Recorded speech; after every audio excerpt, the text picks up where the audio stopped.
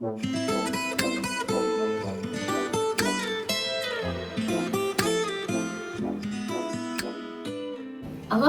and buongiorno. We are making today the easiest bruschetta. It's such a fun meal. You start off with a nice large baguette or French bread, and you get 1 or 2 fresh tomatoes. You have some mayo, depending on how much you like. There's about 3/4 of a cup here. Totally up to you how much you put on your bruschetta. Some nice zucchini and some wonderful Parmesan cheese that I'm gonna take a bite of. This is the shredded Parmesan. I usually get the grated, freshly grated, but this is what I had in my refrigerator.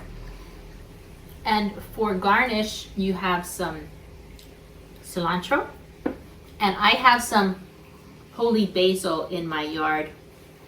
You can, hopefully you're growing some nice basil in your yard, and you can use that for a garnish. And what makes it is a very nice aged balsamic vinegar. This has been aged 18 years. I used to use Delizia. I can't find them anymore. So this bottle is about 20 bucks, which is a lot, but it's worth it. So you're just gonna start by cutting this in half. And this is kind of long. I have a pan here. I'm gonna end up cutting this in half first so that it fits. And it's helpful to have a serrated knife. With the French bread, you have a lot of dough. So depending on whether you like lots of dough or not, this one has less dough. It's more like a ciabatta. And it gets a little bit crispier. Yum.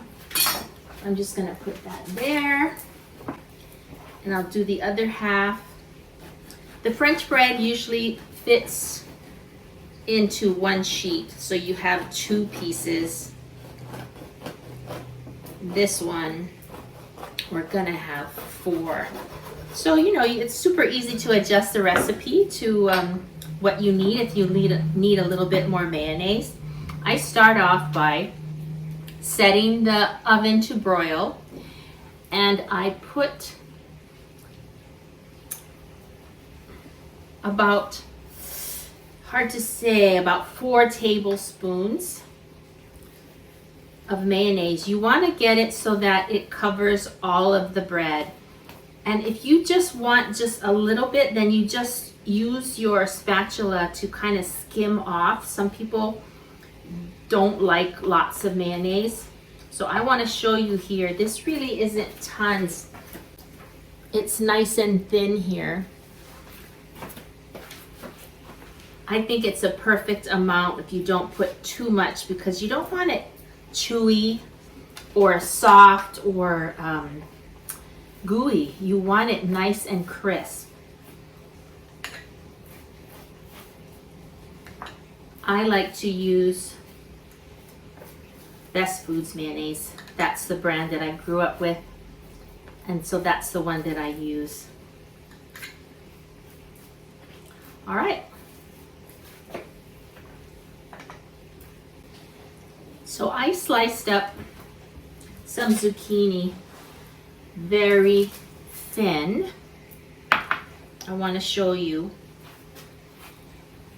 You really don't want it thick because, again, it'll get mushy, and you're gonna broil it. So look how thin that is. That's a very, very thinly sliced vegetables. So I'll show you. I usually use about half a zucchini, but I might use a little bit more since I have 4 pieces of bread to cook. And this zucchini was just gonna make it so fresh. So I put the zucchini here, and it's fun to get the smaller pieces. You want to cover all of the bread. So you get some big pieces in here, and you use the smaller pieces at the end. You can overlap a little bit. If you need to, you can just cut one in half, because I like everything covered, right?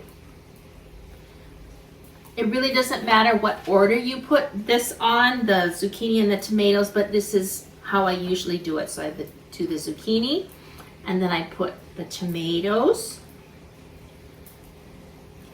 And depending on the size of your tomato, you know, sometimes again you're going to have to cut a piece in half. You do want a bite of tomato in every piece. So I'm just going to cut this so that it covers all of it, so you get the nice lusciousness of the tomato. Another reason why I like to put the zucchini first, because the tomato is a little bit moist, so it'll prevent the bread from getting a little bit too moist, but it really doesn't matter. Just try and see what works best for you. So after the zucchini and the tomato, I'm gonna put some cheese on. And again, you know, my husband, he loves tons of cheese, and it's up to you. You don't have to use fresh Parmesan. You could use the grated Parmesan that you see. That's kind of, it's obvious that it's not fresh, but it's in a plastic jar. You can get it at Costco. I really prefer to use the fresh. It just makes a big difference. So I'm going to finish the other one. Oh, as far as the garnish, you can either just use your fingers. I like to put a little bit on before I put it in on the broiler of the cilantro, and then I'll garnish it again when it's out. So I will do the other one and put it in the broiler. All right, so here's the product before going into the oven. I actually had some prosciutto that was in my refrigerator, and so I added a few slices to 2 of the pieces of bread. And this is a fun thing about bruschetta. You can add whatever you want. If you have some mushrooms, you can add that. If you have some green onions instead of basil, you can do that too. So I am gonna pop it in, and I'm excited to show it to you when it's done.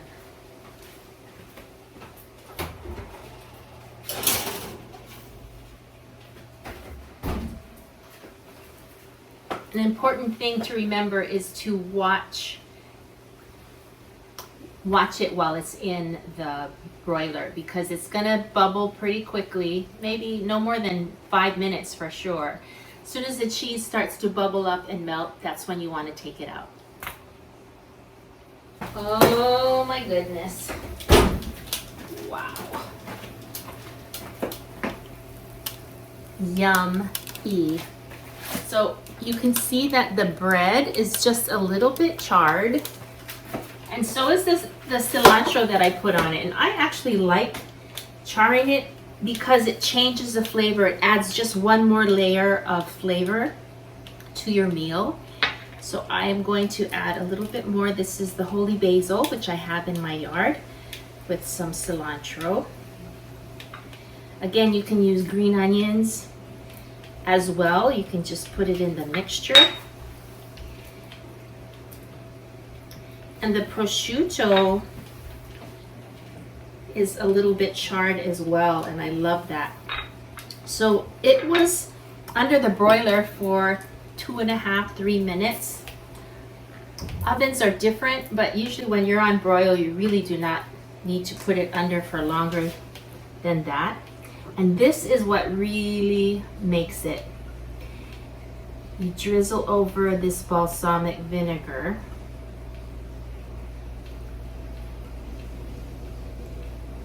Oh my gosh, so good.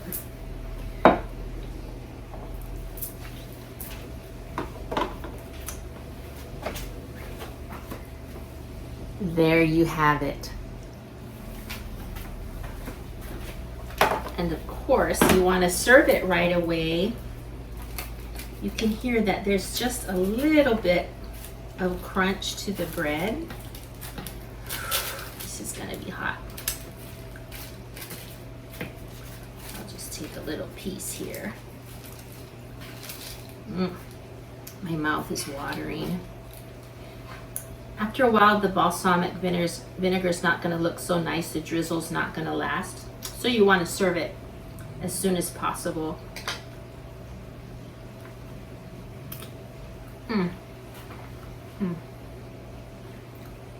Yum.